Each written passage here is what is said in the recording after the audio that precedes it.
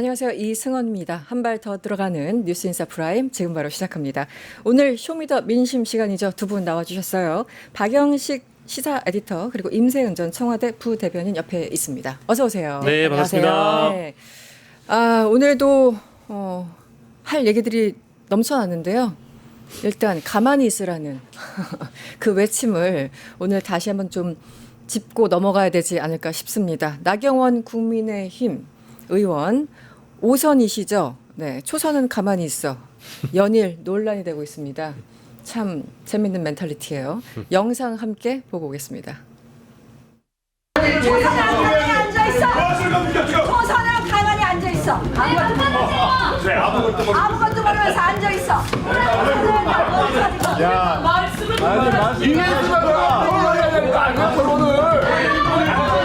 그래서 송석준 의원님이 서 있는 거예요. 저 많이 알아서 서 있는 거야. 그럼 거기는 안 되세요. 여기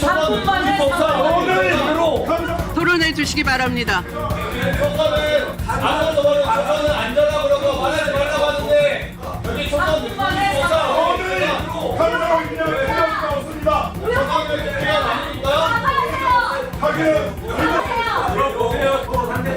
네. 왜 초선한테 오역한 피디가 말합니까? 사과하세요. 초선은 말하지 말라고 하니까 사과하세요. 저희 더불어민주당 초선 의원들은 깊은 유감을 표명합니다. 해당 발언은 단순한 언어폭력을 넘어 국회의원으로서의 기본 예의와 동료에 대한 존중을 저버린 권위주의적 태도이며 절대 용납될 수 없는 행동입니다. 네, 추미애 의원은 지금 6선이시죠? 네. 그러니까 최소한 20년 이상 지금 국회에 계신 거잖아요. 22년째입니까? 하여튼 20년 이상 계신 분이고 워낙 정치권에 오래 계신 분인데 속으로 그 생각을 하셨을 것 같아요. 네, 살다 정말 이런 장면 처음이다. 네. 그렇죠. 네, 그러니까 정말 선배로서 추미애 의원 같은 경우는 더군다나 말에 굉장히 품격이 있고 그리고 굉장히 팩트 위주로 건조하다 싶을 만큼 팩트 위주로 말씀을 하시는 분이잖아요. 그 대척점에 나경원이 있으니까 훨씬 더 이게 어떤 사람들의 유형인가가 막 드러나는 그런 상황이었는데 일단 어떻게 보셨습니까? 아니 우리 그 나경원 의원님 5선이신데 그동안 5선 동안 얼마나 타의 모범을 보였는지가 저희가 네. 매우 궁금합니다. 지금 네. 아시다시피 본인 입으로 빠루 이야기했으니까 빠루 재판 계속 재판 이제 1심 네, 이제. 하고 있죠. 네. 그리고 제가 16번을 고발을 했습니다. 16번이요? 네, 나경원 씨 관해서 그만큼 전문가입니다, 비리가 전문가. 많다는 거예요. 그동안 이렇게 쌓아왔던 본인의 사적인 뭐 비리나 뭐 여러 가지들이 논란이 됐던 것들이 많아서 뭐 저희가 나경원 의원을 싫어서 그런 게 아니라 너무 보이는 비리들이 많았기 때문에 16번 이상이나 이제 고발을 한 조치가 있었고요. 그럼 그렇게 모범이 되는 행동을 했나? 네. 전혀 그렇지 않고 기억나는 건 빠루밖에 생각이 안 나지 않습니까? 그리고 그러면 그 초선이니 뭐니 이렇게 계급을 지을 거면 그 앞에 6선 계시잖아요. 그렇죠. 추미애 의원이. 그러면 추미애 의원이 가서 나경원 5선 어디 5선이 아무것도 모르면서 너 머리 박어 이러면 그렇게 할 거 아니지 않겠어요? 근데 그런 게 철저히 이 나경원 의원은 계급, 신분에 대한 아주 천박한 인식을 갖고 있다는 게 네. 여지없이 드러났다고 봅니다. 네. 그 초선 의원들한테도 가만히 있어 아무것도 모르면서라고 이야기할 정도의 수준이면 본인 지역구 가서 계신 여러 사람들 시민들을 만났을 때 당신 의원도 아닌데 가만히 있어. 나 니들이 뭘 알아. 나이도 어린 게 네가 뭘 알아. 뭐 너 서울대도 안 나왔는데 네가 뭘 알아. 다 적용이 가능한 거예요. 네, 그만큼 이 나경원 의원이 매우 천박한 인식 그리고 당연히 의원으로서 네. 또 혹은 저는 이 공직자 아니면 또 사회생활 자체가 불가능한 저는 언어였다고 생각합니다. 네. 저는 좀 충격을 받았어요. 와, 저 공개된 현장에서 저런 표정과 저런 말투를 갖고 있다면 공개되지 않은 곳에서는 과연 어떨까? 물론 똑같을 수도 있습니다. 어떻게 보였어요, 하여튼? 저는 일단은 법사위가 초선들이 꽤 있어요. 꽤 있어요. 네, 꽤 그러니까. 있고요. 그 법사위뿐만 아니고 국민의힘도 초선이 많아요. 절반 이상이거든요. 네.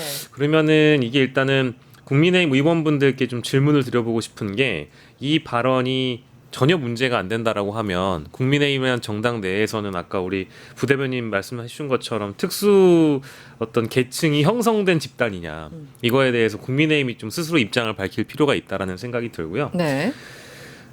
그 이재명 대통령께서 최근에 한번 그 가만히 있으니까 진짜 가만히로 보이냐 이제 이런 말씀하신 적이 있잖아요. 그렇죠. 네. 아마 법사위의 초선분들은 저 발언을 듣는 순간 그런 생각이 들었을 겁니다. 네. 그래서 언제적 나경원이냐 이제 이런 어떤 발끈함이 네. 아마 박균택 의원이든 뭐 박은정 의원이든 이성윤 의원이든 뭐 이제 이 법사위에 있는 초선분들이 일단 들어서 저런 분쟁이 생기지 않을 수가 없는 상황이 됐다라고 보고요.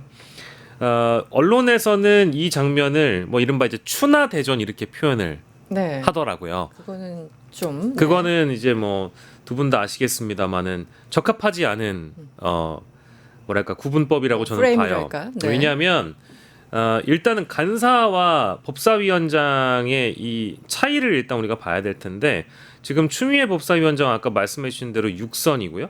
그리고 나경원 의원 5선이시잖아요. 그래서 나경원 구분법에 따르자면은 일단은 가만히 있어야 됩니다. 그렇죠. 아까 말씀해 주신 대로. 그리고 두 번째로는 간사의 직을 가지기에는 나경원 의원은 부적합합니다. 그러니까 추나 대전이 형성되려면 네. 적어도 그 간사라는 직을 맡을 수 있는 부적합 적합은 따지고 나서 추나 대전이라는 표현을 써야 되거든요. 네. 근데 이분이 지금 아까 말씀해주신 패스트트랙 재판이 곧 결심 공판이 9월 10 며칠인가 네, 잡혀 있어요. 9월달에. 15일인가? 네. 그러면 이제 거기에서 구형이 이루어져요. 네. 그럼 이제 곧 선고가 있을 거고요. 선고 공판이 있을 텐데 이분 남편이 또 판사예요. 그렇죠. 그러면은 추나 대전 얘기하기 전에 나경원은 부적합하다라는 얘기가 이제 사설에 먼저 등장해야 되는데 그렇죠. 언론의 프레임은 추나 대전만 얘기를 하고 있더라고요. 그래서 이거는 예전에 뭐 추윤 갈등 뭐 이런 거에 재미봤기 때문에 이런 식으로 프레임 잡았는지는 모르겠는데 네. 아무튼 굉장히 부적합하다라는 얘기를 좀 먼저 해야 될 것 같고요. 마지막으로 간사 자리가 우리가 보통 어디 뭐 모임 같은 거 하면 우리 뭐 이승원 씨가 간사해 우리 부대변인이 간사해 해가지고 뭐 현금 걷어가지고 회비 총무 보는 그런 자리가 아니고요. 네. 추미애 위원장이 이제 공석일 시에 네. 불가피하게 그러면은 부위원장이 간사가 되는 겁니다. 중요한 자리죠. 근데 지금 부적합한 사람이 간사를 맡았다라는 거에 대해서는 비판이 안 나오고 이런 것만 얘기가 된다는 거죠. 근데 약간 이번에 그 추미애 그러니까 나경원 의원의 이 발언이 약간 절대 반지를 선사해 줬어요. 절대 반지. 네, 절대 반지. 그 지금 보면은 법사위에서 가장 약간 법사위에서 뭐 소위 말하면 난동이나 뭐 막말을 하시는 의원들이 주진우, 곽균택, 박준택, 신동우 이 의원들인데 이분이 초선이거든요. 이제 막 이상한 토론 할 때마다 초선은 가만히 있어. 아무것도 말도 하지 마. 앉아 있어. 이렇게 얘기하면 되는 네. 겁니다. 위원장님에게 절대 반지네요. 그렇죠. 절대 반지죠. 무려 6선. 재선 이상급에게는 절대 반지. 아니 뭐 맞은편에 있는 서영교 의원이 곽균택 의원한테 가만히 있어! 가만히 있어! 이렇게 해주셔도 돼요. 어디 초선이 아무것도 모르면서 이렇게 이야기할 수 있는 거죠. 맞아요. 좋죠. 네. 맞아요. 그 장면도 있었군요. 그랬더니 또 나경원 의원 편 들겠다고 옆에 있는 국힘 의원들 아이고. 저도 뭐 초선 때 저런 얘기 많이 들었어요. 이게 참 아니 아이들 소꿉장난하는 장소도 아니고 국회에서 저런 일이 벌어지고 참 한심합니다. 그나저나 네. 이 나경원 의원이 예전에는 안 그랬어요. 물론 이제 말과 행동은 분명히 이제 차이가 있겠지만 작년 6월에 했던 발언이 있거든요. 한번 보고 오겠습니다. 우리 초선 의원님들 하면요 늘 개혁의 상징이고 소신의 상징이 되어야 됩니다. 초선의 힘으로 국민의힘이 바뀌어야지 국민의힘의 미래가 있다고 생각을. 저는 초선 의원님들이 소신에 따라 활동하실 수 있는 장을 펼쳐드리려고 이번에 전당대회에 출마했습니다. 표도 좀 부탁드립니다. 이게 불과 한 10년 전도 아니고요. 작년 6월이라고 합니다. 네, 작년 6월이고 개혁의 상징이시고 소신의 상징이 되어야 합니다. 라고 했는데 엊그저께 발언은 그러니까 어떤 게 맞는 거예요? 그러니까 나경원 의원은 누가 나경원인 거예요? 그러니까 나경원 의원이 초선 때 개혁의 상징이고 소신의 상징적인 일을 하긴 했어요. 네, 가장 대표적인 게 나경원 의원이 당시에 그 환생경제라는 연극으로 그 당시 노무현 대통령을 약간 그 비하하고 좀 담을 수 없는 욕설까지 했던 그렇죠. 네, 그 역할에서 거의 주연급으로 활동을 했습니다. 본인 나름대로 소신이라면 또 소신일 수 있고요. 또 나경원 의원이 사학 관련해서 그 좀 집안이 사학재단 그렇죠. 집안이잖아요. 네. 그 관련해서 사학이 좀 더 이렇게 소신 있게 네. 펼칠 수 있는 그 여러 가지 법안 같은 것도 굉장히 지원했고 그 본인 나름대로 소신을 펼친 거란 펼친 거일 수도 좀 있다고 생각합니다. 자신만의 네, 소신. 네, 자신만의 그나저나 아까 전에 16번 나경원 관련해서 네. 뭐 고발, 고발 조치를 네. 했는데 지금 뭐 대표적인 게 예를 들어 뭐 한두 개 좀 말씀해 주시면 어떤 게 있었습니까? 과거에? 지금 최근에 고발한 것은 나경원 내란 동조죄로 내란 예, 동조죄. 예, 내란 동조죄로 그 계엄 당일날 그 유유히 국회를 빠져나갔던 네네. 것과 그다음에 윤석열 집 앞에서 네. 그 체포를 저지했던 특수공무집행 방해죄 뭐 이런 것들을 했고 기억나는 것은 이제 사학 관련해서도 여러 가지 비리들이 많고요. 그렇죠. 또 스페셜 올림픽 코리아 관해서도 네, 네, 네. 이 나경원 의원이 관련이 있거든요. 네. 거기에 딸이 뭐 불법으로 채용이 된다던가 네, 네. 그리고 딸의 입시 비리 등등이 있습니다. 그럼 벌써 몇 년 전 얘기군요. 몇 년 전 한참 된 얘기예요. 한참 됐네요. 예, 예. 그게 네. 이제 쌓여다 보니까 적립된 게 16건. 근데 단 한 번도 수사가 되지 않았습니다. 그러니까 제가 그거 여쭤보려고. 네, 네, 네. 지금 패스트트랙 관련해서 뭐 빠루 사건 관련해서 지금 6년째 묵히고 있어서 이제 구형 단계에 왔는데 그렇죠. 1심 다른 16개가 제대로 진행됐을까라는 안 생각이 됐어요. 들어서요. 안 되고 있습니까? 네, 안 됐습니다. 그래서 작년 6월 나경원과 최근에 나경원, 누가 나경원인 거예요? 내 안에 둘 다 내가 아닌 너무 것 많아. 같은데 저는 뭐 진짜 나경원을 우리가 알 수 있을까? 뭐 정치인이라는 게 어제 말 다르고 오늘 말 다르고 했던 장면을 우리가 하루 이틀 본 건 아니기 때문에 뭐 이게 뭐 놀랍진 않습니다만은 네. 뭐 이런 게 보도가 되면 최소한 부끄러워할 줄은 알아야 되겠습니다만은 오선의 나경원 의원이 그런 정도의 인물은 저는 뭐 아니라고 보고요. 그리고 이게 나경원 의원이 이런 모습을 보여주는 게 저는 사실 국민의힘 내부의 어떤 기류와도 무관치 않다고 생각을 하고 있습니다. 기류와? 왜냐하면 뭐 이제 국민의힘 요즘에 뭐 당권에 관심이 있었던 혹은 앞으로 지방선거에서 좀 두각을 드러내야 하는 사람들 입장에서는 요즘 뭐 오른손만 쓴다라는 농담이 들 정도로 누가 더 우경화가 될 것인가 이제 그래서 드러내는 모습을 보면 오히려 지금 장동혁 대표와 관련돼서는 최근에 통합이라는 단어를 언급할 정도로 그러니까 당내 인사들을 통합이라는 단어를 언급할 정도로 어쨌든 외연 확장까지 해보려고 노력은 하는데 장동혁을 제외한 모든 사람들이 지방선거에 나가야 된다라는 그런 일념하에 전부 다 오른쪽으로 가고 있단 말이에요. 그래서 어떻게 하면 스포트라이트를 좀 받아볼까 부단히 노력을 하고 있는 것 같습니다. 그거는 뭐 송원석 원내대표라든지 어제 네. 뭐 실제 원내대표실 앞에서 농성을 했던 의원들의 모습과도 무관치 않아 보여서 이제 아마 이런 모습들이 저는 계속 될 거라고 생각을 해요. 어떤 식으로든 도마 위에 오르고 어떤 식으로든 이게 이제 페이머스와 노토리어스는 다른 겁니다만은 네, 네. 후자라고 하더라도 나는 무조건 어쨌든 신문에 이름 한번 놔야 되겠다라는 전통적인 클리셰가 앞으로 더 작동이 될 거라고 생각이 돼서요. 나경원 의원이 아마 이 정도로 끝나진 않을 것 같습니다. 네, 알겠습니다. 다음으로는 집사 게이트 관련해서 얘기를 조금 해보고 싶은데요. 이 집사 게이트 여러분들 많이 들으셨죠? 그래서 김예성 씨는 이미 구속 기소됐고 이제 사실상 도망간 것으로 추정되는 베트남인가 어디 있다가 입국하면서 바로 구속되고 지금 재판을 이제 받을 예정입니다. 그런데 김예성 씨만 있는 것이 아니고 여러 명이 있습니다. 그 관련자 3명에 대해서 특검이 구속영장을 신청했지만 어제 새벽에 기각이 됐어요. 3명 모두 기각이 됐어요. 그런데 이례적일 정도로 특검에서 나서서 이거 도대체 납득할 수가 없다라면서 어제 오후에 브리핑을 했습니다. 여러분들 지금 이름이 여러 명 등장할 텐데 제가 잠깐 말씀드리면 일단 김혜성 씨는 이 그 렌터카 업체죠. IMS 모빌리티를 설립하고 지분까지 참여하고 있고요. 그리고 여기에 대표는 바로 조영탁입니다.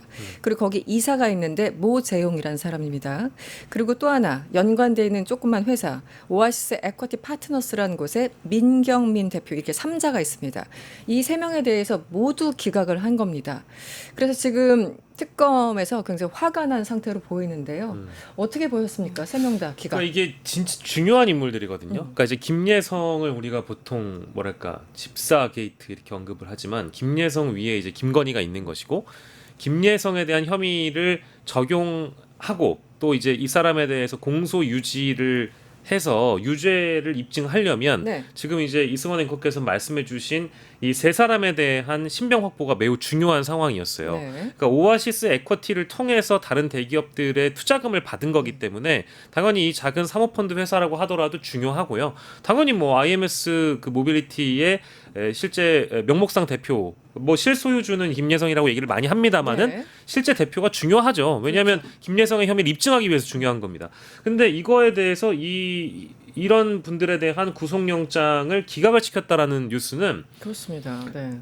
놀랍기도 하지만 좀 기시감이 드는 측면은 분명히 있어요. 왜냐하면 현재 3특검이 영장을 청구했을 때 기각당하는 사례가 체포영장도 그렇고 구속영장도 그렇기 압생영장도 그렇고 구속영장도 그렇고 대부분 영장들 중에 납득하기 힘든 결정들이 왕왕 벌어지는 게 아니라 자주 벌어지고 자주 있습니다. 벌어지죠. 그래서 이게 우리가 특별재판부 얘기하면서 내란 특검과 관련된 재판부를 바꿔야 된다. 내지는 내란 특별법을 통해서 뭔가 더 강한 특검으로 나아가야 된다. 이런 얘기는 많이 하지만 네.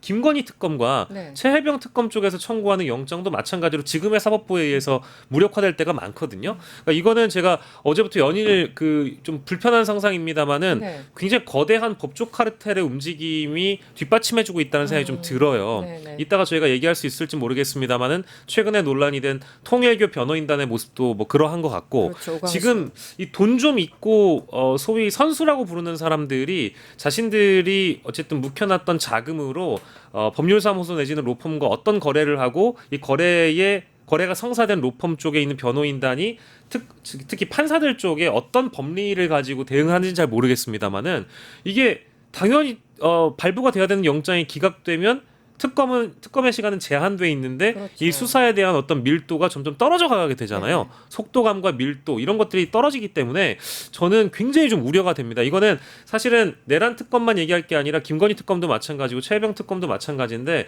전반적으로 이 3특검의 수사를 자꾸 무력화시키는 데 협조하는 법조 카르텔이 움직이고 있는 거 아니냐. 이제 이런 의심까지 해보는 사례라서 네. 이 결국에는 특별재판부는 내란 쪽만 필요한 게 아니라 이 김건희 특검이나 최혜병 특검 모두에게 적용돼야 되는 사안이 아닌가 맞습니다. 이런 생각이 좀 들었어요. 김영근 특검보가 아주 이례적으로 그냥 노골적으로 표현했어요. 영장 기각 사유는 혐의 소명이 아닌 혐의의 중대성이 구속될 정도로 소명되지 않았다는 것이다. 매우 이례적이다. 이렇게 기각한 사례는 아직 보지도 못했다. 이렇게까지 노골적으로 표현하면서 불만을 드러냈거든요. 어떻게 보십니까? 그러니까 그 정도로 이야기했다는 것은 구속의 사유와 그러니까 구속의 사유에 대한 아마 충분한 증거를 제출을 했을 거예요. 그러다 네네. 보니까 이렇게 분노를 하시는 거고, 이 박정호 영장 전담 판사는 일단 구속의 필요성이 없고 도주와 증거 인멸의 염려가 없다. 뭐 그래서 다 없다는 거예요, 예, 다 지금. 없다고 해버렸어요. 그 세 가지 사유를 다 없다고 했는데 네. 아마 충분히 준비를 해서 다 구속 사유가 충분하고 또 자기들끼리 말 맞추고 증거 인멸 할 수 있는 여러 가지 정황들을 제출했을 거 아닙니까? 그리고 딱 얘가 있잖아요. 김예성 씨 베트남으로 도망갔었잖아요. 이미 도망갔던 사례가 있고 네. 그 또 이기훈 그 사람은 아직 잡히지도 않았습니다. 않았죠. 근데 이런 충분한 사례가 있는데도 불구하고 네. 이렇게 기각을 샜다 해버렸다는 것은 그러니까 우리 아까 박영신 앵커가 얘기하신 것처럼 특별재판부의 필요성 그리고 사법개혁의 필요성이 또 여실히 드러났다고 생각이 듭니다. 네. 그리고 지금 이 판사에 대해서 제가 개별적으로 뭐 개인에 대해서는 이렇게 비판하고 싶진 않지만 이 분이 여러 가지 사례들이 있는데 네. 일단 수원지법에서 이재명 그 당시 대표 관련된 재판부의 기피 신청을 기각을 했었고요.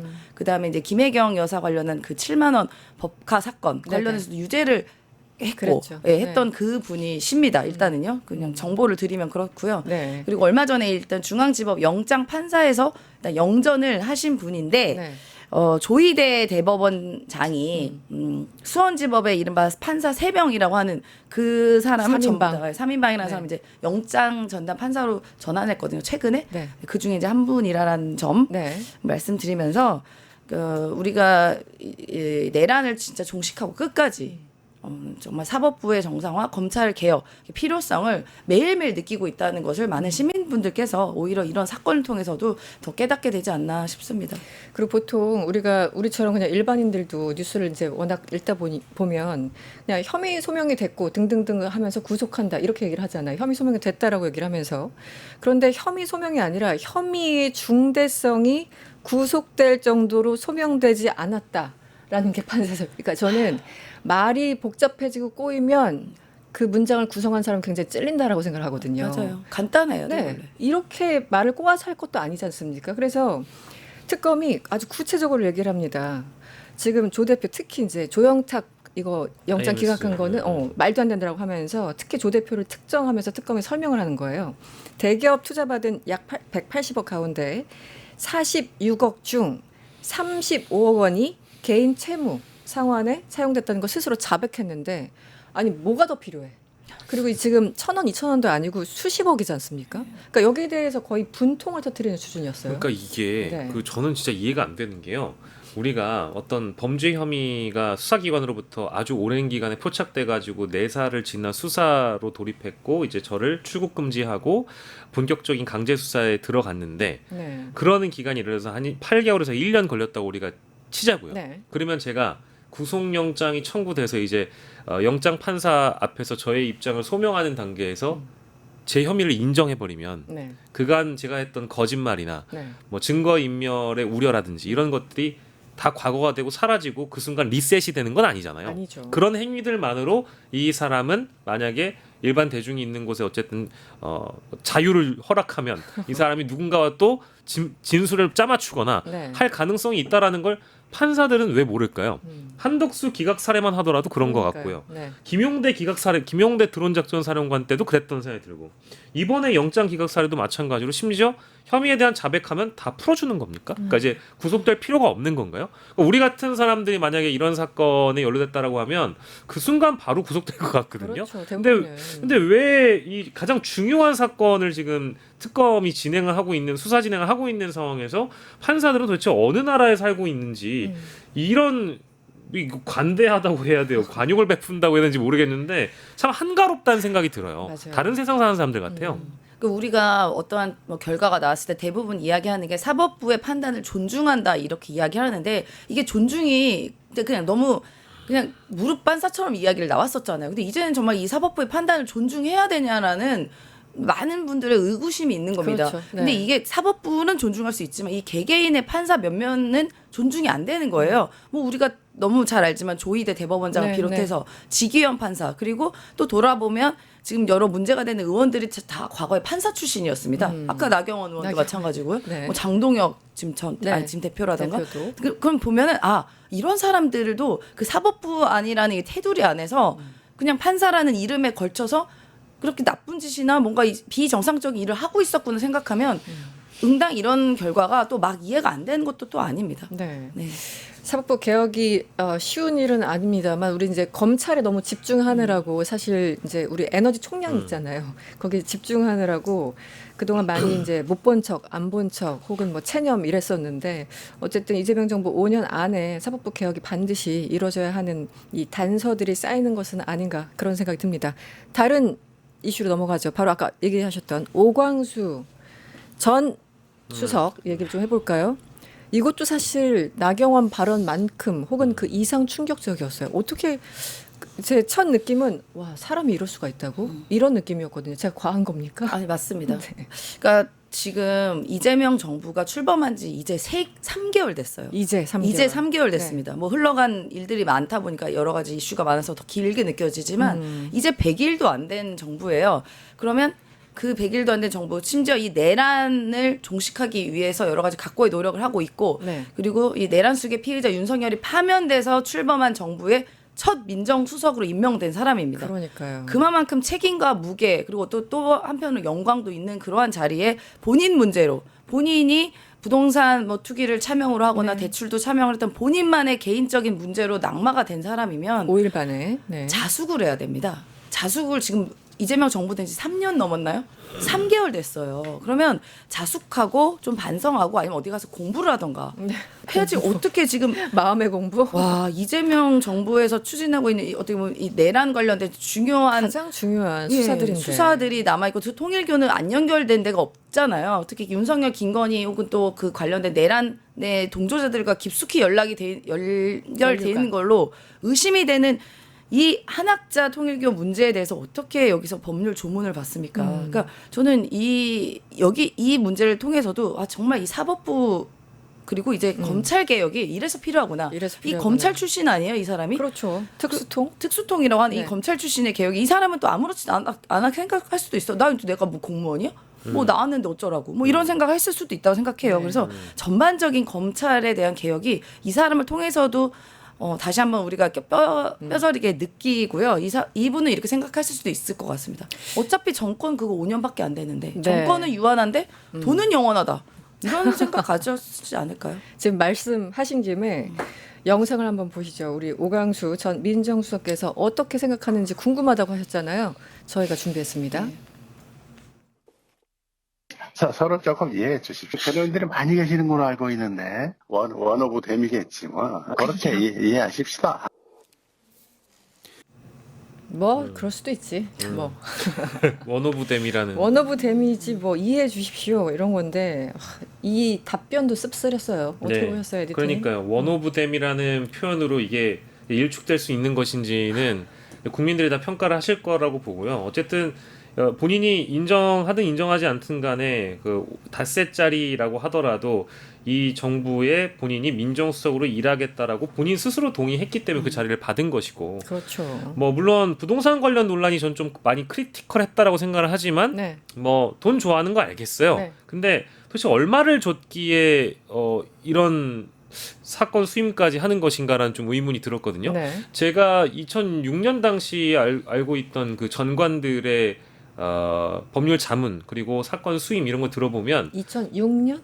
네, 2006년이요. 20년 거의 전. 20년 전. 네. 그때 처음 들어가가지고 뭐 언론사 생활을 처음 시작했으니까 그때 하도 베이비 시절이라서 이것저것 듣는 얘기 귀가 쫑긋 세워져가지고 네네, 다 참 많은 기억나요. 얘기를 기동량으로 들었었는데 네. 그때 이제 전관들이 받았던 사건 수임료가 막 몇십억 단위였었거든요. 막 그때 이미 두 자리. 예, 그때 이미 뭐 두 자리였어요. 네.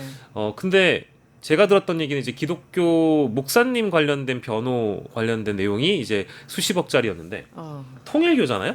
통일교. 돈 많다는 통일교. 들리는 얘기로는 아무튼 거부할 수 없는 금액이라고 제가 들었습니다. 거부할 수. 예, 그리고 통일교의 그 재산이 조단위잖아요. 그러면 홀리 마더를 구하기 위한 수임료는 얼마일까? 저는 세 자릿수가 아니라 네 자릿수의 한 1,000억 단위로도 갈 수 있다고 전 개인적으로 봐요. 왜냐하면 그 정도로? 오광수 개인에게 맡긴 게 아니라 오광수가 속해 있는 이 법률사무소에다가 통으로 턴키로 맡겼을 가능성이 전 있다고 보는데 댐. 원오브 댐에서 그 댐들. 그러니까요. 네.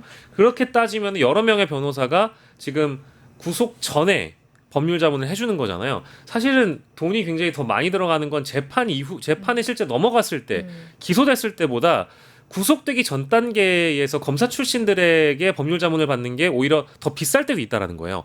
그렇게 생각해 보면 이렇게 잠시 뻔뻔하고 잠시 좀 불편하다도 눈 질끔 감으면 네. 한 해가 아니라 우리 법무법인이 벌어들일 수 있는 5년, 10년 단위의 재산을 네. 우리가 벌 수 있다. 수임을 할 수 있다라는 아마 관점이 있었겠죠. 뭐 물론 그런 개인적인 변명을 듣고 싶지는 않고요. 부적합하다라는 생각은 분명히 듭니다. 왜냐하면 그 짧은 기간 동안 민정수석이었기 때문에 어쨌든 그 당시 추진했던 뭐 민정수석으로서의 역할이 있었잖아요.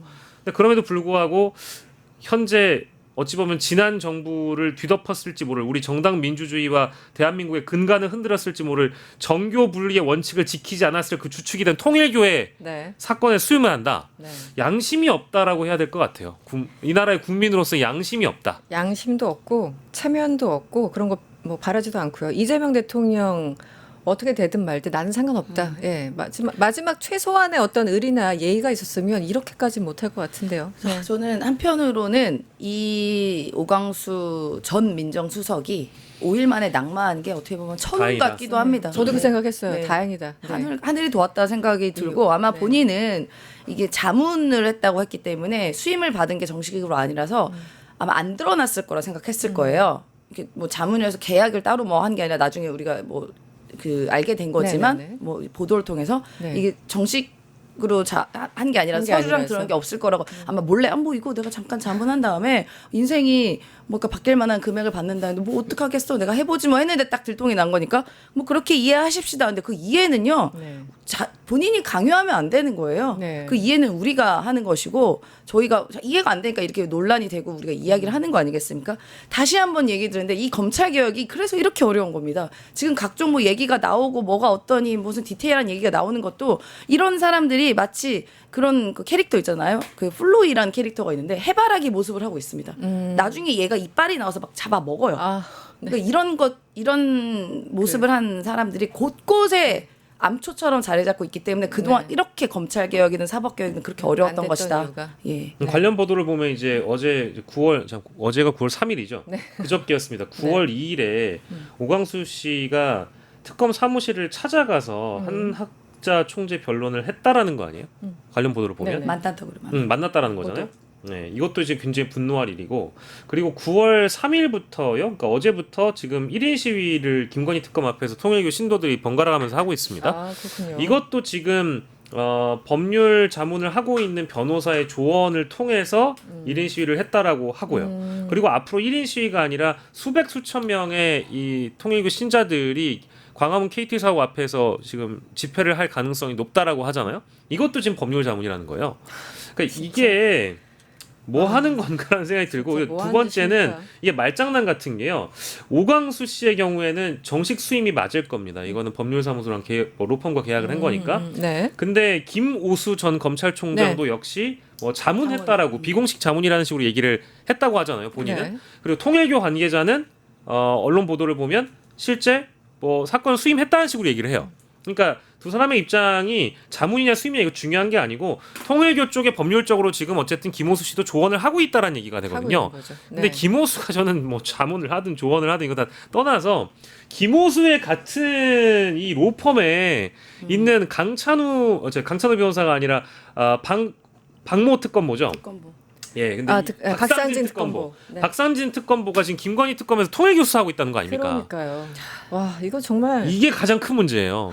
이거를 그러니까 민중기 특검이 이 사안을 어떻게 바라보고 있는지 제일 지금 걱정이 되는데 그냥 이렇게 쉬쉬하고 지나칠 문제는 아니라고 보고요. 네. 아마 정치권에서도 어제 하루 종일 이 문제를 삼았기 때문에 이해 충돌이 분명히 되는 사안이어서 네. 같은 법률 사무소에 있는 변호사가 특검보인 사건을 과연 그대로 진행할 수 있을 것인가? 네. 저 개인적으로 좀 의문이 듭니다. 이 관련해서- 정권은 진짜 네. 법의 이름을 탈을 쓴 그냥 브로커짓 하고 있는 거예요. 네. 제가 이렇게 단도직입적으로 얘기하면. 아니 누군가는 창을 하고 누군가는 방패를 한다고요? 같은 사무소에서? 그 안에서. 우리 집안에서? 이게 말이 안 되죠. 아무리 법조인들 돈이 좋다고 하더라도 어쨌든 JTBC가 관련해서 보도를 하니까 김오수 전 총장 측에서 그 입장문을 보내었다고 하는데요. 본인이 비공식적으로 자문을 했다거나 특검 쪽에 몰래 변론을 한 것처럼 주장한 것은 전혀 사실과 다르다라고 주장했다고 그럼 공식적으로 합니다. 자문하고 그냥 몰래 변론이 아니라 그냥 변론했다는 얘기인가요? 그렇게 되는 거예요. 몰래 별로였다는 비공식 얘기는 아니라 아무도 한 공식적. 사람이 없어요. 네. 그러니까요. 이거 뭔가 뭐 뉘앙스가 관계자가 좀- 확인해 준 거니까. 네. 일단 그쪽 주장을 간단하게 전달해 드렸습니다. 쇼미더민심 시간이었고요. 박영식 에디터님 그리고 임세현 전 청와대 부대변인과 함께했습니다. 오늘 고맙습니다. 네, 감사합니다. 고맙습니다. 유튜브 구독하고 실시간 채팅과 댓글을 남기시면 매일매일 실천 TTCO를 드립니다. 참여 방법은 통통물 어플을 다운로드하고 회원가입과 로그인을 해주세요. 마이페이지에서 나의 회원 고유 번호를 복사해주세요. 유튜브 구독 후 실시간 채팅이나 댓글창에 고유 번호를 한 번만 입력하면 준비 끝! 지금 유튜브 채팅과 댓글 쓰기 참여하고 실천 TTCO 받아가세요.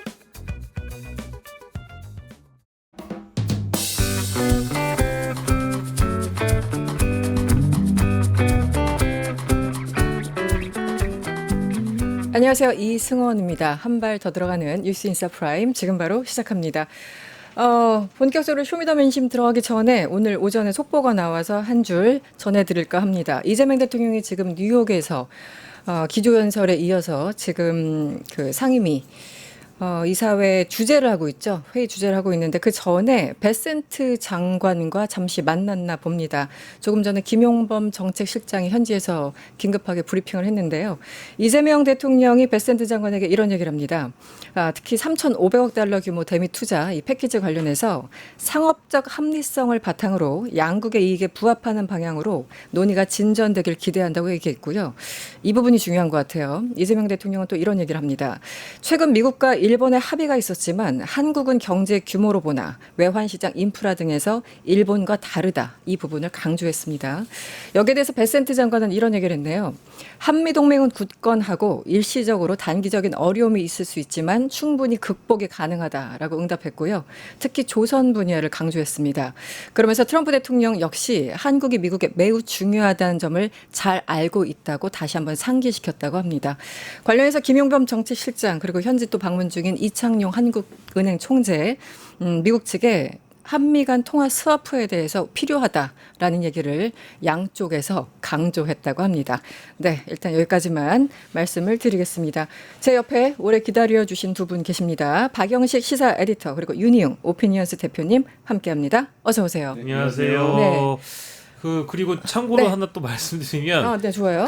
김민석 국무총리가 블룸버그랑 인터뷰를 했어요. 그렇군요. 예, 근데 이제 블룸버그랑 인터뷰한 내용을 보면은 이게 혹시나 이재명 대통령이 그 뉴욕에 날아가서 아까 베센트 장관과 나눈 대화 내용 중에는 한국의 총리가 이런 인터뷰를 한 걸 혹시 연관지어 가지고 대통령께서 서로 그 장관과 얘기를 나눈 건 아닌가? 이제 이런 질문들이 나올 법한 이유가 네. 국무총리께서 블룸버그 인터뷰에서는 굉장히 좀 강경한 입장을 보였어요. 어땠습니까? 비자 문제 해결 안 되면 미국 투자 어렵다. 오. 이런 얘기를 또 했고요. 파이팅. 미국과 한미 간의 통화 스와프 안 해주면 3,500억 투자도 어렵다. 그렇게까지 이렇게 얘기했어요? 두 개가 지금 다 속보로 먼저 뒤덮었고 방금 이제 앵커께서 정리해주신 네. 이재명 대통령의 베센트 장관과의 회동 요 내용 이제 그 이후에 나온 거거든요. 그렇군요. 그러니까 네. 이제 기자들이 궁금한 거는 네. 김민석 총리는 블룸버그랑 이렇게 얘기를 했는데 만약에 현지에서 베센트를 대통령이 만났다고 하면 뭐 유사한 결의 메시지를 서로 주고받지 않았겠느냐 네. 이렇게 생각을 했는데 지금 이규원 홍보수석 얘기로는 김민석 국무총리가 블룸버그 인터뷰에서 한 내용 언급은 대통령이 하지 않았다. 요게 또 지금 대통령실 속보로 나와 있습니다. 뭐 뉘앙스가 조금 다르긴 합니다. 그런 것 한마디로 같아요. 이제 미국에서 이재명 대통령이나 김현범 정책실장은 약간 톤 다운된 그렇죠, 거고, 그렇죠. 예.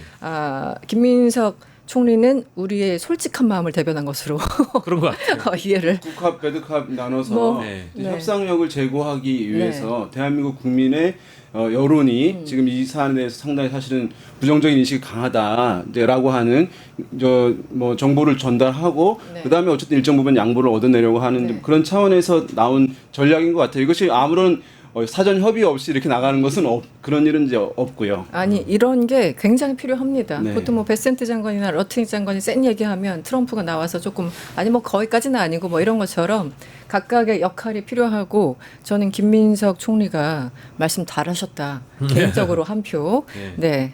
박수. 필요한 얘기죠. 네. 오늘 그 여론조사 살펴보기 전에 하나 여쭤볼까요? 어제 김건희 씨가 재판에 모습을 드러냈습니다. 네. 굉장히 수수한 복장으로 나왔더군요. 뭐 어떻게 보셨어요? 일단은 아주 짧은 영상이긴 합니다만은 그 한 1분 정도의 김건희 모습을 보면서 느꼈던 건 김건희 씨가 생각보다는 뭐 모르겠습니다. 마스크를 썼기 때문에 일단 마스크를 왜 썼을까? 이제 이게 궁금해졌고 네. 아마도 본인의 표정이라든지 또 변호사와 나누는 대화에 그 어떤 입 모양이 보여지는 거를 좀 꺼려한 나머지 마스크를 썼다라고 보고요. 그럴 수도 또 있죠. 민낯이다 보니까 당연히 가리고 싶은 마음이 있었을 거고 다만 글쎄요 외피적으로 드러나는 모습은 그리 굉장히 국민께 송구한 모습이라든지 네. 이런 재판의 모습을 드러내서 민망하다든지 부끄러워한다든지 어려워하는 모습은 아니었던 것 같아서 의외로 덤덤한. 네, 그래서 이것도 역시 부창부순가 라는 생각이 들었고 네. 결론적으로 또 그 재판에 40분 정도 진행된 재판의 내용에서는 모든 혐의를 다 부인을 했거든요. 네. 예, 공소 사실에 대한 의문 제기도 함께 네. 있었기 때문에 뭐 역시 윤석열 따라가는구나 예, 그런 생각이 들었고 앞으로의 재판도 쉽지는 않겠다라는 거를 좀 예고해주는 전초전 아니었나 싶습니다. 네. 어떠셨어요, 대표님은? 뭐 계속 보아오던 이미지였기 때문에 네. 사실은 이제 많은 정치인들 또 사회적인 이런 이제 위상을 갖고 있던 분들이 이런 문제가 생기게 되면 실제 충분하게 국민들에게 뭐 그동안에 있었던 부분에 대해서 이제 미안하고 송구하고 사죄한다 이런 부분들을 사실 전면에 내세우는 것이 저는 의무라고 생각하는데 그런 부분들 뭐 뉘앙스는 비칠 수는 있겠지만 전면적으로 나오지 않는 부분들 보이고 있기 때문에 네. 좀 아무튼 엄중한 처벌이 필요할 수밖에 없는 상황이라고 봅니다. 네, 저 모습을 위해서 3년 기다렸다라는 얘기도 나오고 있고요. 네, 알겠습니다. 오늘 여론조사 한번 살펴보도록 하죠. 뉴스토마토 의뢰로 미디어토마토가 지난 22일부터 23일까지 이틀 동안 만 18세 이상 전국 성인 남녀 1,033명을 대상으로 실시했습니다. 표본 오차는 95% 신뢰 수준에 플러스 마이너스 3.0%포인트였고요. ARS, RDD 무선 전화 방식으로 진행됐습니다. 박영식 에디터님 표집 성향을 좀 알려주시죠. 네, 표집 성향은 중도가 506명이었고요. 진보가 238명, 보수가 288명이어서 네. 보수가 50명 정도 더 많은 비중을 차지했다라고 말씀드려야 되겠습니다. 네. 우리가 약간씩 보수가 조금씩이라도 더 많았었죠. 그동안. 지지난 조사도 마찬가지고 한 20명, 30명 차이는 맞아요. 있지만. 보수가 좀 더 많았습니다. 그렇군요. 이번에는 한 50명 정도 차이는 나네요. 네. 보수와 진보만 봤을 때. 네. 먼저 대통령 국정 운영 지지도 살펴봤는데요. 긍정은 57.8%, 부정평가는 37.9%. 지난주랑 좀 비교해 주시면 어떨까요? 예, 지금 나오고 있는 것들은 뭐 크게 의미 있는 변화가 있는 것은 아니고요. 네. 이 수준 나오고 있는 것인데, 저는 이제 낮지 않은 상황. ARS 방식으로 한다면 사실은 이 정도도 상당히 높게 나오는 것입니다. 왜냐하면 ARS 방식에서는 그래도 이제 보수 성향이 매우 강한 분들이 일정 수준은 응답을 하시는 거거든요. 네. 그럼에도 불구하고 이제 60%에 가깝게 나오고 있다는 것은 상당히 사실은 높은 편이라고 할 수 있을 텐데 좀 자세히 보게 되면은 중도층에서 60.5%가 잘한다라고 하는 긍정 평가를 하고 있어요. 중도에서. 예. 그러니까 당연히 진보 성향층에서는 잘한다는 응답이 월등히 높을 수밖에 없겠죠. 85% 가까이 되는데 네.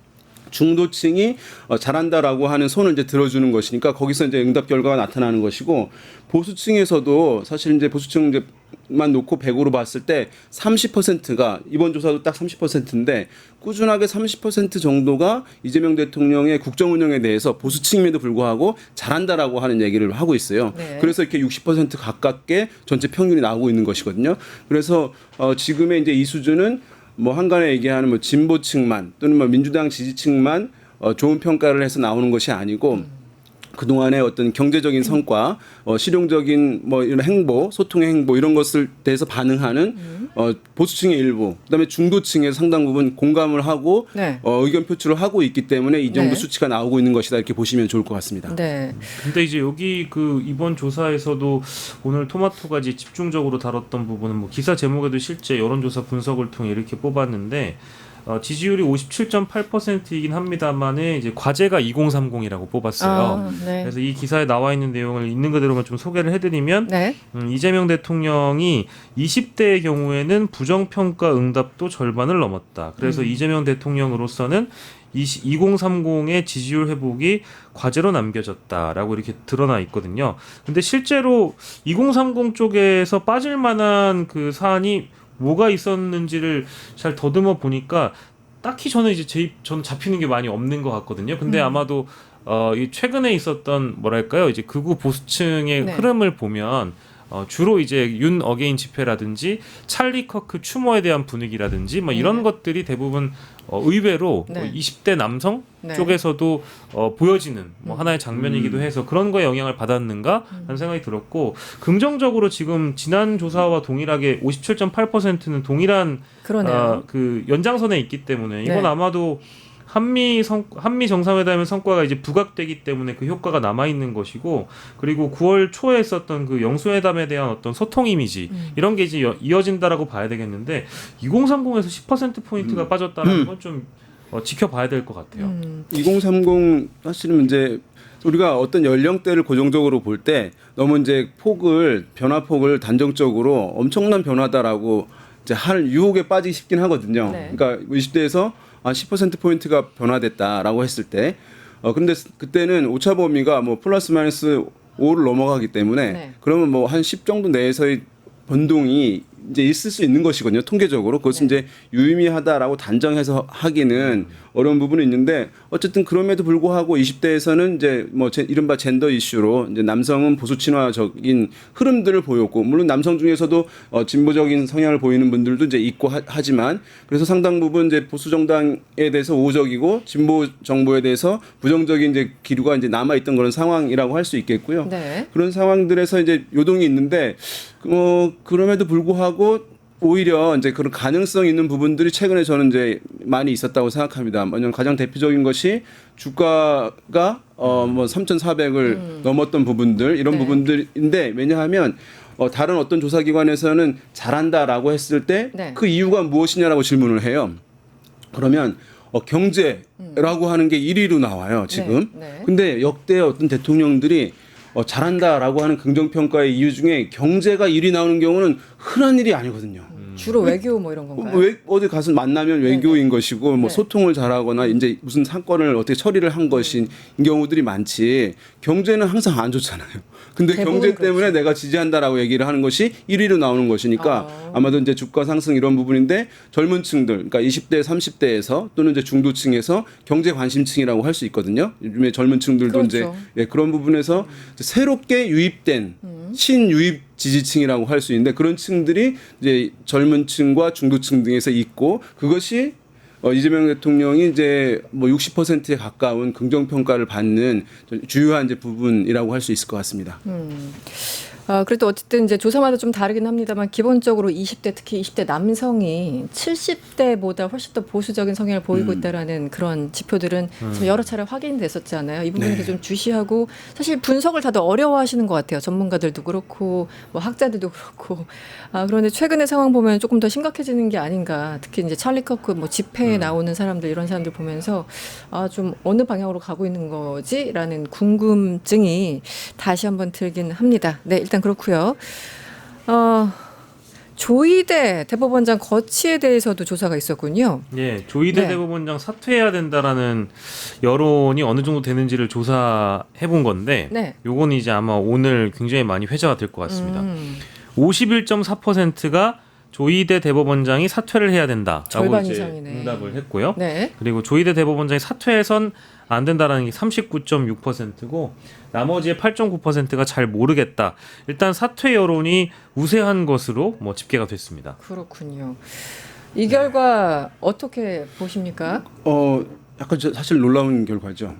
그러니까 조사 방식에 따라서 좀 다를 수 있다는 점 먼저 좀 말씀을 그렇죠. 드리고 왜냐하면 전화 면접 방식에서는 격차가 좀 적거나 좀 그러지 않을까 싶은데 어쨌든 지금 이 방식에서 사퇴해야 한다는 응답이 높게 나온 거잖아요. 네. 사실 이런 사안은 그게 이렇게 약간 사퇴해야 한다는 것이 어떻게 보면 굉장히 센 의견이잖아요. 센 네. 주장이거든요. 그렇죠. 사법부에 관련해서 이제 얘기를 하는 것이니까 되게 사법부에 대해서는 정치가 관여하지 말라라고 하는 흐름이 기본 구조예요. 사람들의 인식 구조가. 네. 그런 상황인데 사법부의 수장을 물러나야 한다라고 하는 의견이 과반이었단 말이죠. 절반을 넘었어요. 그 우세했어요. 네. 그래서 보통의 어떤 이러한 이슈와는 다른 여론 특성을 보여서 이제 그 국민들이 여러 가지 공방은 있습니다만은 검찰 불신뿐만 아니라 네. 사법부에 대해서도 국민적인 불신이 네. 상당 부분 작동하고 있다는 것을 이 조사 결과가 일정 부분 보여주는 것이라고 할 수가 있을 것 같아요.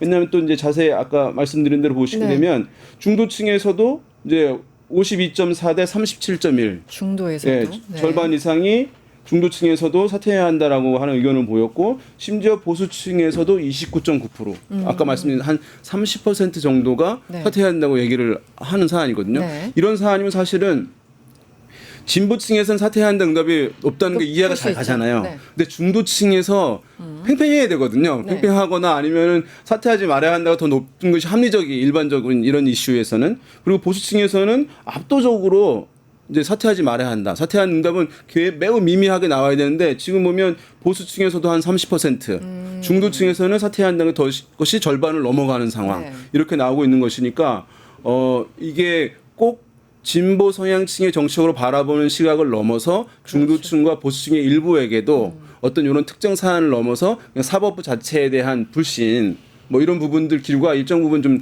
있는 것 아닌가라고 해석이 좀 됩니다. 방금 그 화면 다시 한번 좀 보여주시면 정확하게 이제 질문이 어떤 뉘앙스인지 그리고 또 어떤 순서로 돼 있는지 여기에 따라서 여러 가지 좀 차이가 있지 않습니까? 정확하게 네. 질문이 적어있던 것 같습니다. 최근 조희대 대법원장의 거취를 두고 정치권 갈등이 깊어지고 있습니다. 선생님께서는 조희대 대법원장이 사퇴해야 한다고 보십니까? 사퇴하면 안 된다고 보십니까? 보기는 순환됩니다. 이렇게 질문을 아주 그냥 객관적으로 했습니다. 어떤 뉘앙스 없이. 네네네. 일단 이제 사퇴해야 한다는 주장이 있습니다. 이에 대해서 어떻게 생각하십니까? 이러면 약간 논란이 있는 질문이 돼요. 그렇죠. 한 주장만 불러주고 그렇죠. 사퇴해야 되냐, 사퇴하지 말아야 하냐 두 가지를 이제 같이 보여줬고 다만 이제 갈등이라고 규정을 이제 해놨으니까 그러면 이제 약간 영향을 줄 수 있는 부분은 있는데 그렇지만 이제 어쨌든 두 가지 네. 정도의 물어보고 질문을 한 것이기 때문에 이런 사안에서 어쨌든 이 정도 결과 나왔다는 건 상당히 사실은 이례적인 결과라고 할 수 근데 있습니다. 아마 이제 이런 응답들을 하는 그 배경을 봤을 때 물론 뭐 삼권 분립이 중요하고 사법부의 독립도 중요하다라고 생각하시는 국민들이 있을 수 있죠. 뭐 네. 그건 당연히 원론적으로 그거를 찬성하지 않는 국민은 없을 거예요. 근데 중요한 건 사법부 쪽에서 나오는 이제 반응이라는 게 삼권 분립 중요하고 사법부의 독립이 중요하다라고 여겼던 분들도 네. 가령 대법원장이 아무리 대법원 주최 행사라고 하고 또 세종대왕이 주재인 행사이지만 네. 세종대왕은 법이라는 것을 자신의 왕권 강화 수단으로 삼지 않았다라는 그 한 문장이 보도되는 것만으로도 네. 어라? 이 사람이 왜 이러지? 라는 의문을 품을만 하잖아요. 그리고 만약에 그런 지금 이제 사법부의 수장인 대법원장 스스로가 이런 정치적 논란의 중심에 서 있다라는 걸 본인 스스로가 모르지는 않지 않을 겁니까? 그러면 그런 자리에 갔다라고 하면 저는 오히려 그때 당시에 어떤 축사라든지 개회사라든지 이런 부분을 좀 다듬었을 것 같아요. 그러니까요. 근데 거기에 있는 네. 문장이 세종대왕은 법을 왕권 강화의 수단으로 삼지 않았다라고 얘기하는 거 이거 누구 들으라고 하는 거냐라는 인식을 진보든 보수든 중도든 모두 다 그걸 받아들이면서 이 사람이 정치하려고 하나? 거의 이 사람이 대통령이랑 싸우려고 하나? 이제 이런 인상을 받았을 거예요. 네. 그러면은 뭔가 오히려 정치의 한복판에서 좀 거리를 멀리 두고 사법부를 내버려 둬라 라고 생각했던 사람들도 네. 이 사람의 이 조희대 대법원장의 행동을 보고 나서 오히려 한복판에 뛰어드는 모습 같다라면서 어떤 거부감 그렇죠. 이런 게 이 어떤 응답에 작용하지 않았을까 이런 좀 추측이 들죠. 그러니까 세종대왕의 정신 자기는 계승을 하고 있는데 그치. 저 그 입법부가 권한을 휘둘러서 우리를 흔들고 있다 이런 얘기를 세종대왕에 빗대서 했는데 매우 시기적으로나 내용적으로나 굉장히 부적절했다고 생각이 들고요. 어제 사실 우원식 국회의장 만나러 천대엽 행정처장이 갔지 않습니까? 우원식 의장이 모두 발언에서 그냥 들으라고 이런 얘기를 하시더라고요. 사법부가 일단 왜 불신 받는지 이제 스스로 한번 돌아봐라 이런 얘기를 했는데 그게 핵심인 것 같아요. 일단 왜 사법부에 대해서 사람들이 이렇게 과반이 넘게 욕을 할까? 스스로 한번 되돌아보고 그 다음에 뭐 삼권 분립이라든가 이런 걸 얘기를 해야 되는데 이게 그래서, 지금 네. 만약에 물론 정치권에서 과도하게 사법부에 대해서 이제 코치를 너무 세세하게 하는 것에 대해서는 저도 뭐 그것이 이제 지속되는 것은 좋지 않다고 생각하는 편이긴 한데 네. 그런데 그거보다 더욱 엄격하게 언급을 자제해야 되는 것은 사법부 내 인물이 그러한 공세가 있다 하더라도 네. 그것을 정면으로 반박하면서 본인이 정치적 쟁점을 더 불씨를 키우고 기름을 붓는 격을 하는 것을 자제해야 되거든요. 네. 그랬을 때 본인들이 너무 공세하지 말아라라고 얘기하는 것들이 대중에게 설득력이 있고 공감을 얻는 것이지 이걸 맞대응을 하게 되면 우리 에디터님 말씀하신 대로 네. 이제 정치 플레이어가 되는 거예요, 같이. 예. 링에 같이 올라와서 이제 싸우자는 것으로 정치적으로 전달될 수밖에 없는 네. 메시지거든요. 그렇죠. 그래서 이 메시지는 제가 봤을 때 이 사법부에 두고두고 네. 어떤 사법부 개혁을 하려고 한다거나 아니면 방어를 하려고 스스로 한다고 할 때 두고두고 회자되면서 거론되면서 사법부가 좀 자세를 바꿔야 하거나 네. 아니면 사법부의 잘못된 문제를 지적할 때 인용되는 그런 사건 이슈가 되지 않을까 생각됩니다. 네. 일단 다음 주에 청문회 그렇게 30일 날 청문회가 예정돼 있는 거죠. 일단 조희대 대법원장은 거의 100% 안 나오겠죠. 안 나올 가능성이 높겠죠. 제가 조희대여도 안 나올 것 같아요. 그 굉장히 깔끔한 답변이었어요. 왜냐면 이제 내가 기자들의 질문도 받기가 어려운 지금 아마 심리 상태일 텐데 거기 나와가지고 국회의원들의 질문을 조희대 대법원장이 받을 수 있겠습니까? 아니 세종대왕 다시 언급하시면 되잖아요. 제가 봤을 때 그렇게 이게 당당하면. 이런 분들이 사법계 쪽에 오랫동안 이제 있었던 분이 네. 국회 청문회나 이제 국회의원들 앞에 와서 답변을 하잖아요. 그러면 1시간 만에 여러 이제 기사거리를 만들어낼 가능성이 높아요. 왜냐하면 정무적 단어 표현이라든가 뭐 이제 이런 부분에서 정무적 훈련을 받은 것은 아니기 때문에 네. 뭐 저희가 봤을 때 그래서 아마 참모들이 이제 있을 거 아니에요.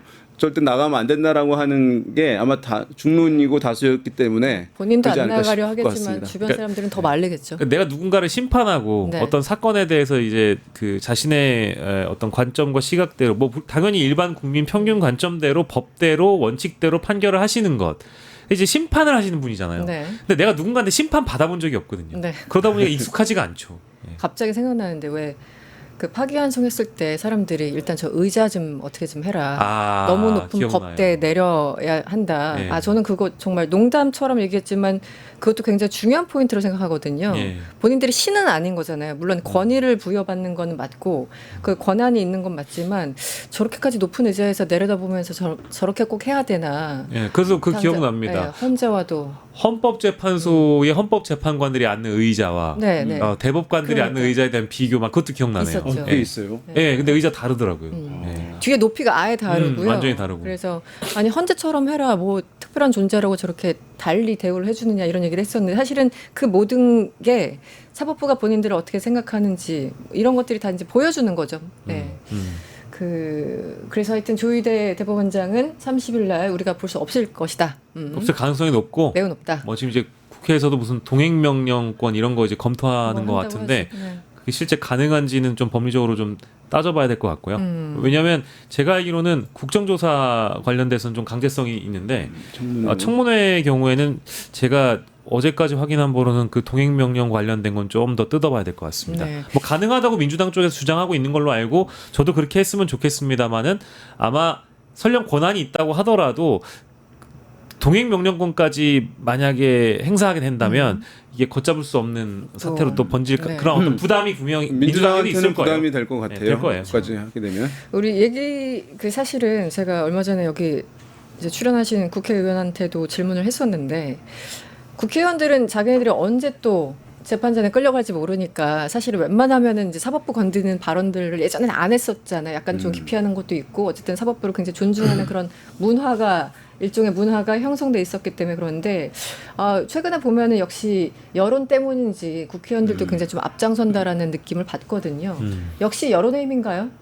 예전에는 국회의원들이 이렇게까지 사법부를 얘기를 하지 않았었는데 국회의원들이 사법부와 선거관리위원회에 대해서는 네. 언급 자체를 이제 하지 않는 것. 피했었죠. 네, 본인들이 이제 가서 심판을 평가를 받는 일들이 있을 수 있기 때문에 그것이 네. 이제 관례였는데 말씀하신 대로 지금 어쨌든 뭐 국회의원들은 국민의 목소리를 이제 대변하는 것이고 네. 국민의 시각을 대신 이제 보여주는 것인데 아까 말씀드린 대로 검찰에 대한 불신이 이제 매우 강하 보였잖아요. 최근에 어쨌든 뭐 기관들 정부 기관들에 대한 신뢰도 같은 것들을 물어보게 되면 사법부도 굉장히 낮은 수준이에요. 네, 그런 법원에 네네. 대해서 네. 그런 측면에서 이제 이런 개혁이 필요하다라고 할 수 있게 하는 입장을 국회의원들이 많이 이제 얘기하는 것이고 가장 큰 것은 어쨌든 이 내란이라고 하는 이제 대한민국 공동체를 파괴하려고 했던 그 행위에 대해서 네. 그러면 공동체가 함께 그 부분에 대해서 엄단하는 흐름을 자연스럽게 만들어 가야 되는데 법원이 제동을 한 것처럼 지금 비춰지고 있는 것이기 때문에 거기서 국민의 사법부에 대한 불신이 훨씬 더 가중된 것이라고 보여주고 네. 그런 흐름에서 사실은 지금 이런 상황이 온 것이거든요. 그래서 지난번에 한번 우리나라 사법부가 너무 관대한 것 같다는 말씀 이제 드린 적이 있었는데 네. 이게 전쟁과 같은 거잖아요. 내란 같은 거는 우리나라에 쳐들어온 것에 대해서. 근데 그것을 여러 절차, 합법적인 절차를 따지고 이런 부분은 엄격하게 함으로 인해서 그것을 보호하는 것처럼 네. 하는 것 이런 것들이 사실은 사법부 기본 인식인지 같은 그것이 상당히 사실 궁금합니다. 그래서 이제 내란 재판부 설치 찬반에 대해서도 이번 그 여론조사에서 다뤘잖아요. 네, 소개해 주세요. 그것도 소개를 해드리면 네. 오히려 조희대 대법원장 거취 문제보다도 더 찬성 여론이 높아요. 선생님께서는 내란, 김건희, 최혜병 3대 특검 사건 재판을 전담하는 소위 내란 전담 재판부 설치 방안에 대해 찬성하십니까? 반대하십니까? 이렇게 물어봤는데 네. 찬성이 54.6%고 반대가 40.4%. 잘 모름이 5% 정도 나왔는데요. 앞서 네. 저희가 얘기했던 이 사법부에 대한 신뢰와 특히 재판부에 대한 신뢰, 이것은 아마 그러네요. 이제 지휘원 재판부에 대한 신뢰 문제와도 연결이 되는 부분이기 때문에 이게 이제 국민의 여론이어서 네. 뭐 이제 앞서 이제 우리 대표님께서 설명해 주신 대로 정치인들은 당연히 국민의 공감을 먹고 사는 직업 아니겠습니까? 뭐 밖에 나가든 뭐 원 내에서든 대부분의 여론이라는 게 사법부를 이대로 두는 것이 괜찮냐, 아무것도 안 하는 것이 맞느냐, 입법부로서 민주적 통제와 견제를 안 하는 것이 우리의 직무유기 아니냐, 이제 이런 네. 여론들이 있기 때문에 뭐 어떤 측면에서는 좀 선택과 집중이 필요한 부분도 있죠. 어떤 분은 어디 언론에 나가서 이 얘기를 하고 방법론에 대해서 A라는 의원은 어떤 매체에 나가서 이 얘기를 하고 B 의원은 어디에 나가가지고 뭐 C라는 어떤 해법을 들고 여러 이제 좀 복잡하게 설켜 있는 부분을 좀 매듭을 풀어야 되는 것도 분명히 있습니다만은 그렇다고 가만히 있을 수는 없는 문제가 아니겠느냐. 이 여론조사가 얘기를 해주고 있다고 봅니다. 비상계엄과 내란에 대해서 사법부가 일반 보통 범죄처럼 다루고 있다는 것에 대한 국민들이 이제 그 확 끓어오르는 화가 있는 것 같아요. 그렇죠. 그게 이런 여론들에 좀 반영되고 있는 것 아닌가. 지금 보게 되면 사법부 수장 사퇴해야 한다. 또 내란 전담 재판부 설치해야 한다. 이런 물어보는 것 자체가 사실은 이제 쉽지 않은 것인데 여기서 과반이 나온다는 거예요. 그러게요. 그러니까 이 결과들을 어쨌든 사법부가 정말 귀담아 들어야 될 것 같습니다. 네.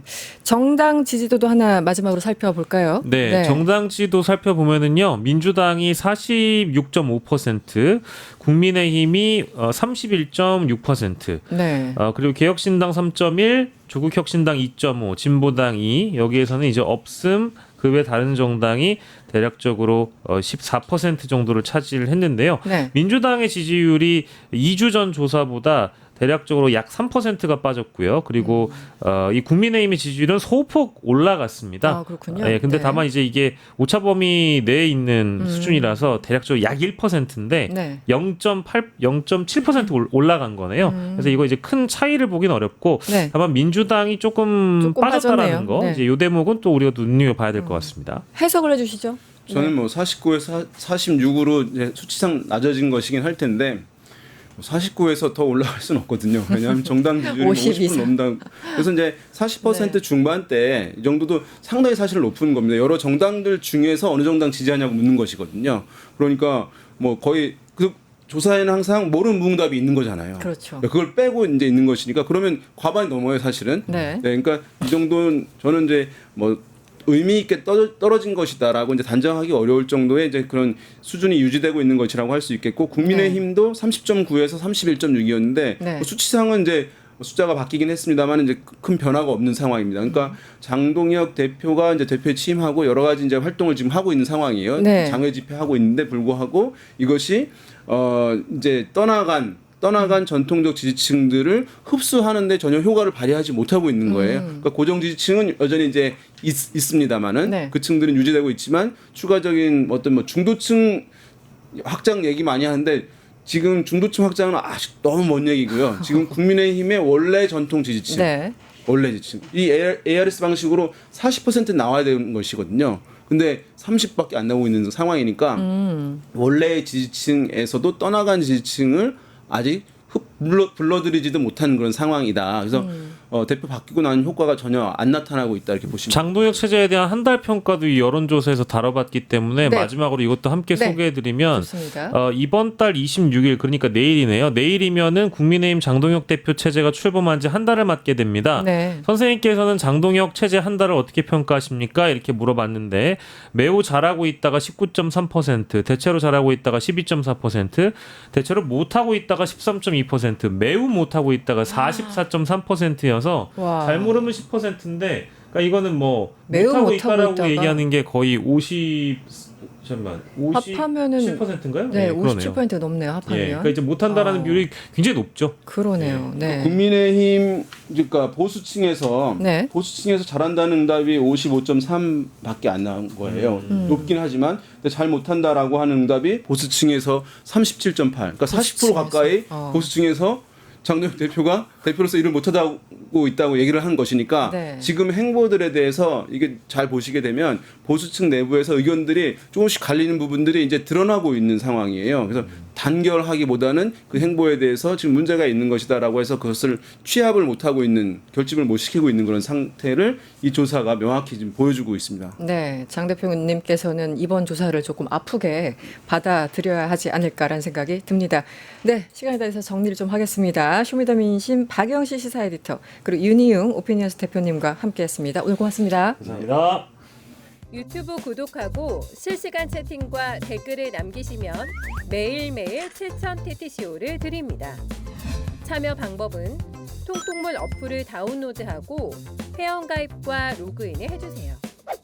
마이페이지에서 나의 회원 고유 번호를 복사해주세요. 유튜브 구독 후 실시간 채팅이나 댓글창에 고유 번호를 한 번만 입력하면 준비 끝! 지금 유튜브 채팅과 댓글 쓰기 참여하고 실천 TTCO 받아가세요.